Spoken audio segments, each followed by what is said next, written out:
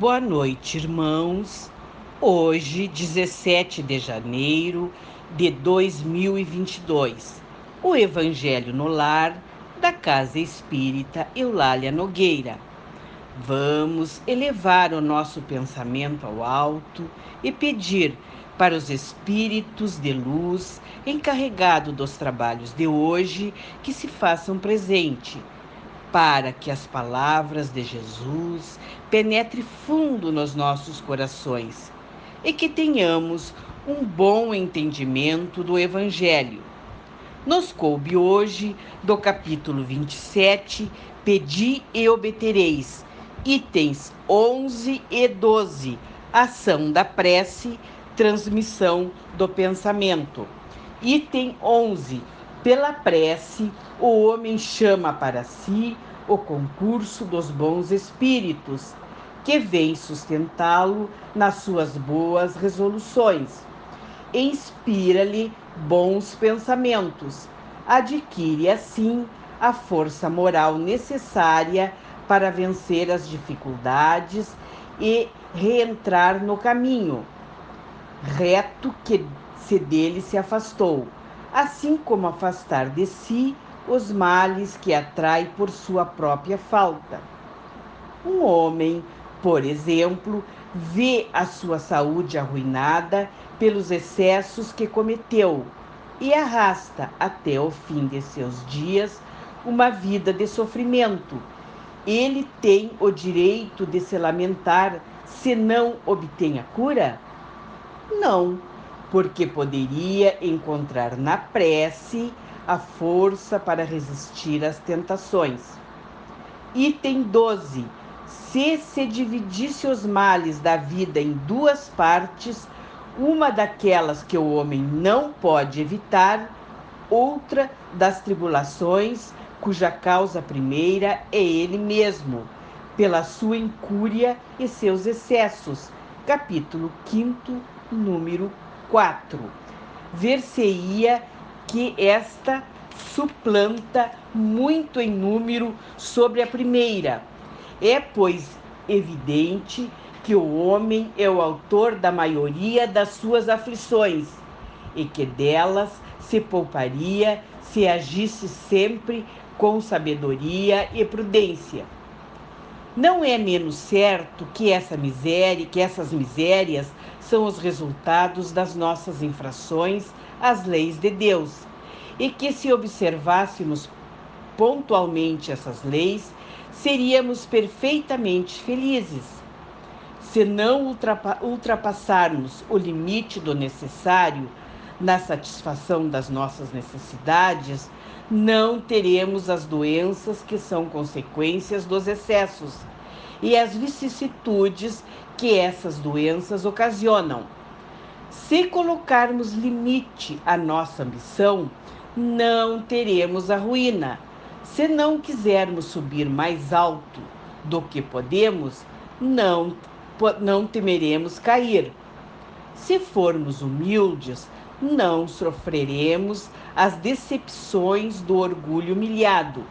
Se praticarmos a lei da caridade, não seremos nem maldizentes, nem invejosos, nem ciumentos, e evitaremos as querelas e as dissensões.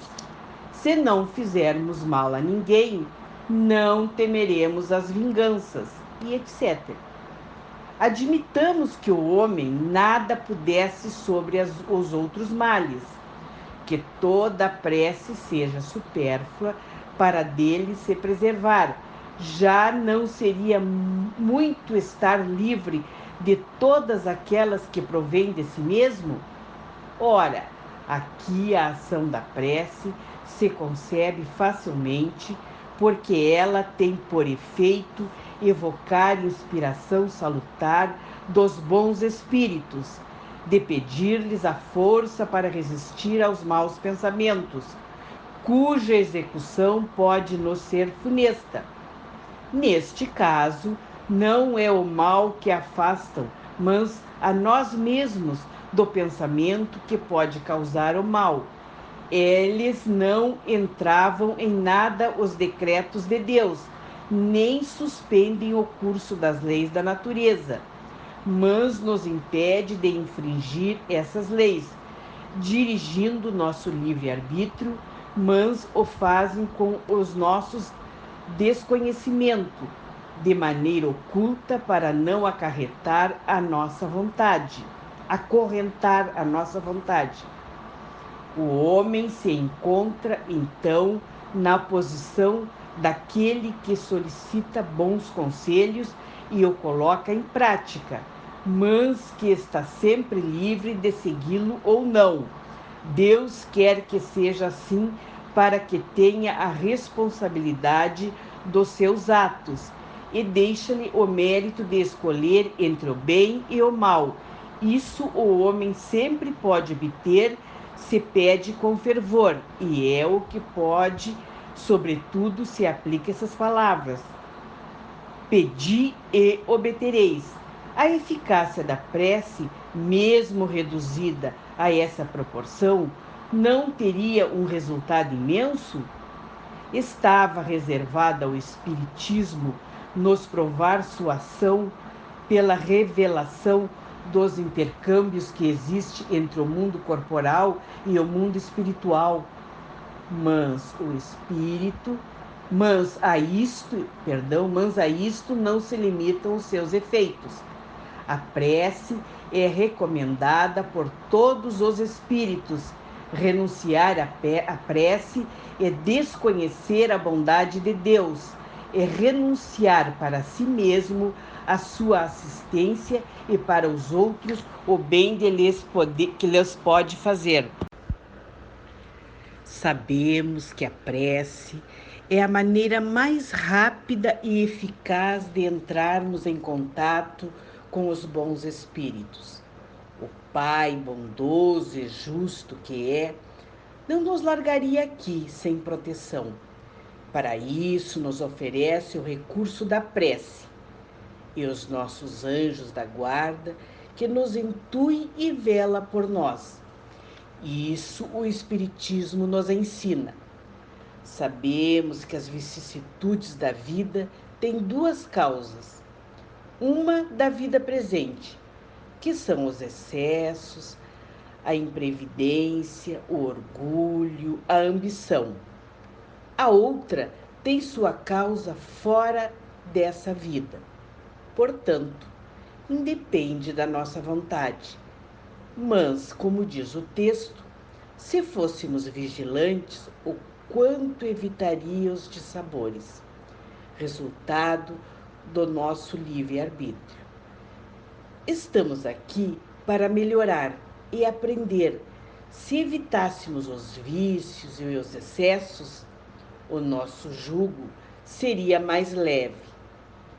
Nos encaminhando para o final, pedimos: ó Pai de infinita bondade, tenha piedade desses filhos incautos que estão passando por uma pandemia interminável, seca, enchente, furacão, toda sorte de fúria da natureza. Sabemos que não é imerecido, Pai, mas com o coração cheio de amor e humildade, pedimos clemência, que este calor escaldante possa ser amenizado com uma chuva benfazeja. Pedimos também por este grupo, que mesmo nos momentos mais desafiadores, se reinventaram para continuarmos unidos na oração. Pedimos pelos dirigentes da Casa Espírita Eulália Nogueira, que continue com a proteção do mundo espiritual, pedindo também pelos nossos irmãos mais antigos e fundadores da nossa casa, que foram mestres na arte de nos ensinar, e os mais jovens, que aprenderam direitinho a lição do amor. Pedimos também, Pai, pelas nossas águas, que seja colocado ali o remédio necessário para os nossos males. Que nossos lares e familiares receba a proteção e o amparo do mundo espiritual. Que as pessoas que mentalizarmos neste momento receba também um paz. Agradeço aos irmãos ouvintes deste Evangelho. Fique em paz com Jesus. Em nome de Deus, de Allan Kardec e da caridade, demos por encerrado o Evangelho de hoje. Tenham uma boa noite de descanso. Que assim seja.